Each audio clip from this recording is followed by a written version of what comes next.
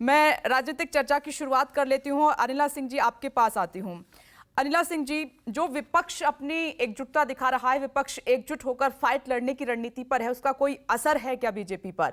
क्योंकि हम देख रहे हैं कुछ आनन फानन में फैसले लिए जा रहे हैं तत्परता से। बैठकों का दौर शुरू हो चुका है। जिन सीटों पर बीजेपी कहीं नहीं जाती थी, जो लोकसभा की सीटें हैं, वहां पर आप अब फोकस कर रहे हैं। रिपोर्ट कार्ड भी मांगे जा रहे हैं। खबर यह भी है कि जिनका काम अच्छा नहीं है उनका पत्ता कट भी सकता है। तो क्या यह है बीजेपी की जीत का फॉर्मूला? ऐसे जीत होगी? राम राम। विपिन जी, मेरा जो फ्रेम है वो फ्रीज हो रखा है। प्लीज आप अपनी टीम को बोल दें, उसको ठीक कर दें। दूसरी बात यह है कि बहुत अच्छी बात है विपक्ष अगर एक होने का प्रयास कर रहा है नरेंद्र मोदी जी के सामने। यानी कि एक ही बात है ना, शेर तो एक ही होता है। तो पर मैं एक चीज जानती हूँ, एक शेर के सामने सारे के सारे ढेर होने वाले। इस प्रकार का प्रयास क्या पहले नहीं किया गया? 2019 में हमने नहीं देखा था क्या? या 2018 में हमने नहीं देखा था क्या, जब राज्य चुनाव हो रहे थे? ममता दीदी ने भी अपने प्लेटफॉर्म पे सबको बनाया था। केजरीवाल जी ने भी ये प्रयास किया था, बारंबार ये प्रयास करते रहे। हम जैसे तो 11वीं से 15वीं लोकसभा तक हमने देखा था किस प्रकार से एक बिखराव रहता था, कहीं एकजुटता दिखती ही नहीं थी।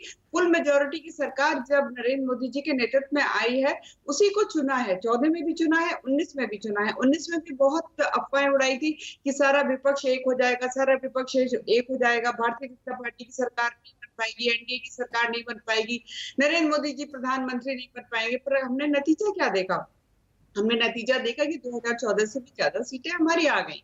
तो ये जनता तय करती है, विपक्ष नहीं तय करता है। विपक्ष तो अगर राज्य भर आप चले जाइए, पश्चिमी बंगाल चले जाइए, बिहार चले जाइए, झारखंड चले जाइए, या दक्षिण में चले जाइए, ये इनकी तो आपस में सर फुटबॉल हो रखी है।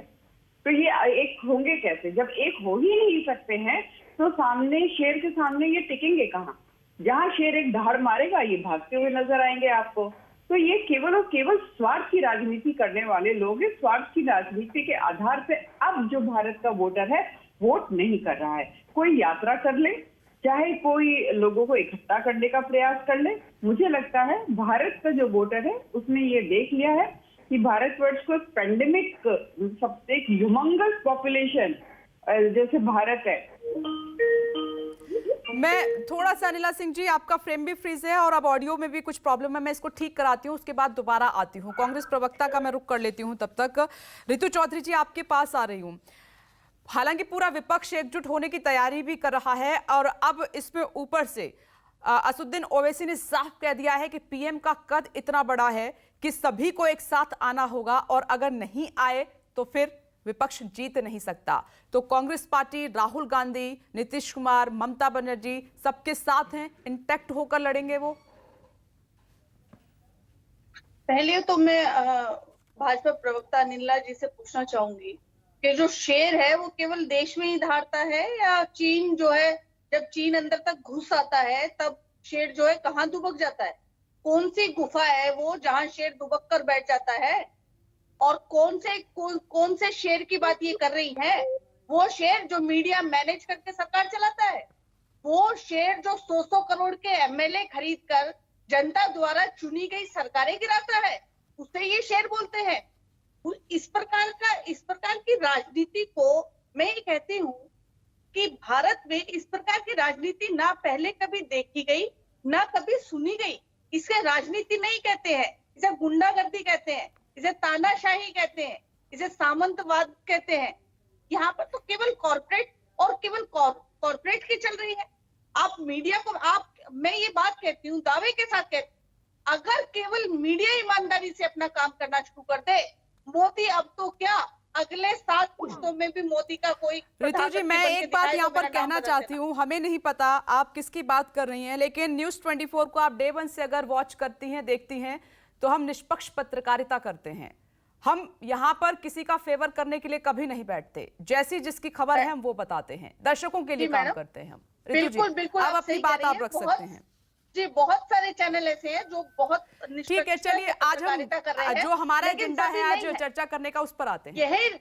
मैडम, यही रीजन है कि आज हमें भारत जोड़ो यात्रा निकालने का जो है निर्णय लेना पड़ा, क्योंकि मीडिया सच दिखाई नहीं रहा जनता को। आप कितनी भी मीडिया की डिबेट्स ले लीजिए, बेरोजगारी पर कोई डिबेट नहीं होती है, महंगाई पर कोई डिबेट नहीं होती है।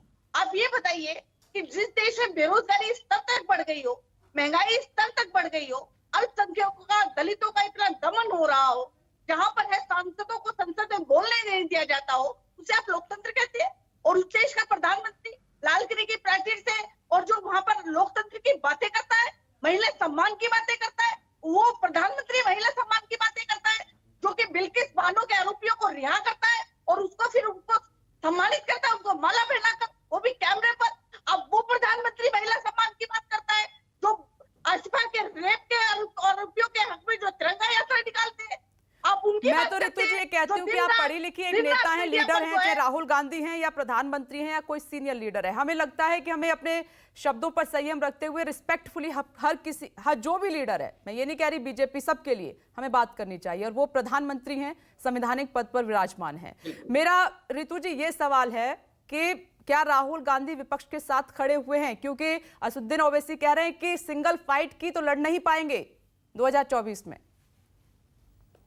राहुल गांधी विपक्ष का बहुत बड़ा चेहरा है और राहुल गांधी आज यात्रा पर निकले हैं, भारत जोड़ने की यात्रा पर निकले हैं, जात पात को तोड़ने के लिए निकले हैं, सारा सामंतवाद को तोड़ने के लिए निकले हैं, तानाशाही को तोड़ने के लिए निकले हैं, बेरोजगारी के बारे में बताने के लिए, महंगाई के बारे में बताने के लिए, देश में जो आज हालात है उनके बारे में बताने के लिए, देश को एक सूत्र में पिरोने के लिए राहुल गांधी निकले और पूरा विपक्ष जो है आज राहुल गांधी के साथ। अनिला सिंह जी इसमें कोई दो राय- जवाब दीजिए, फिर उसके बाद मैं अन्य मेहमानों का रुख करती हूँ। इसमें कोई दो राय नहीं है। मैं आपका विघ्नेश जी, मैं आपका धन्यवाद देना उनका ये कहना है अनिला सिंह जी कि देश में इतने बड़े प्रॉब्लम्स चल रही हैं, इतने बड़े मुद्दे हैं, उस तरफ ध्यान नहीं है, हर वक्त चुनावी मोड में बीजेपी रहती है, वो इन मुद्दों के सहारे आगे चलेंगे। जी, सबसे पहले तो आपका धन्यवाद। आपने चेक किया कि राष्ट्र के प्रधानमंत्री के भविष्य में जब चर्चा होती या कोई किसी भी सीनियर लीडर के बारे में बात कर रहे हैं तो सम्मानजनक भाषा का प्रयोग करें। पर मुझे लगता है कि इंडियन नेशनल कंफ्यूज पार्टी हमेशा कंफ्यूज रहती है, भाषा पे मर्यादा क्या होती है शायद ये वो भी कंफ्यूजन में भूल जाते हैं। दूसरी बात, इन्होंने भ्रष्टाचार की बात, ऋतु जी एक एक करके, ऋतु जी सुबह की डिबेट है, दर्शक सुन रहे हैं, आराम से करेंगे एक एक करके बात। ठीक है, ये बात हो गई आगे। सबसे पहली बात तो भ्रष्टाचार की अगर ये बात करती है तो इनके जो मुख्यमंत्री है झारखंड में, वो तो अपने नाम ही जो है पट्टे करवा रहे, खनन के पट्टे करवा रहे हैं, दुनिया भर के, अपनी पत्नी, अपने रिश्तेदार, दुनिया भर के। और जहां तक ये महिला सम्मान की बात करती हैं, इनकी पार्टी से बड़े बड़े महिलाओं के जो चेहरे हैं छोड़कर चले गए, और इनके नेता ही जो कहते हैं बलात्कार नहीं रोक सको तो उसका आनंद उठाओ। इनके नेता ही हैं ये कहते हैं कि राजस्थान में सबसे ज्यादा बलात्कार इसलिए हो रहे हैं, वहां के मुख्यमंत्री का बयान है ये, क्योंकि निर्भया एक्ट आ गया। उसी राजस्थान के इनके मिनिस्टर कहते हैं राजस्थान में सबसे ज्यादा बलात्कार इसलिए होते हैं क्योंकि यहाँ के जो पुरुष हैं वो वाकई में मर्द हैं। तो यहाँ पे ये महिला सम्मान के बारे में बात करें।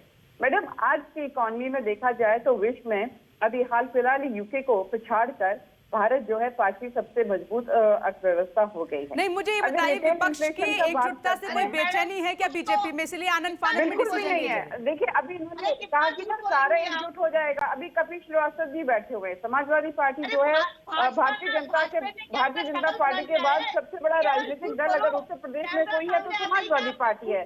समाजवादी पार्टी ने भी कांग्रेस को दरकिनार किया हुआ है, बीएसपी ने दरकिनार किया हुआ है, समाजवादी पार्टी ने दरकिनार किया हुआ है, टीएमसी ने दरकिनार किया हुआ है। आप किसी भी राज्य में चले जाइए, ये बता दीजिए कि इनके साथ खड़ा कौन है। ठीक है, मैं जवाब ले लेती हूँ।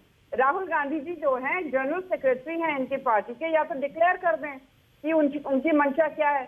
वो कहते हैं मैं अध्यक्ष भी नहीं बनूंगा, मैं प्रधानमंत्री भी नहीं बनूंगा, और यहाँ मैडम बैठकर बोल रही है राहुल गांधी जी के पीछे तो पूरा विपक्ष खड़ा हुआ है। आपके पैनल पे अभी हम अच्छी तरीके से जानते हैं कि दानिश जी भी किस पार्टी को सपोर्ट करते हैं, कबीर जी तो यहाँ बैठे हैं। आप पूछ लें इन दोनों को कि राहुल गांधी जी के पीछे। चलिए, मैं जवाब ले लेती हूँ एक एक करके।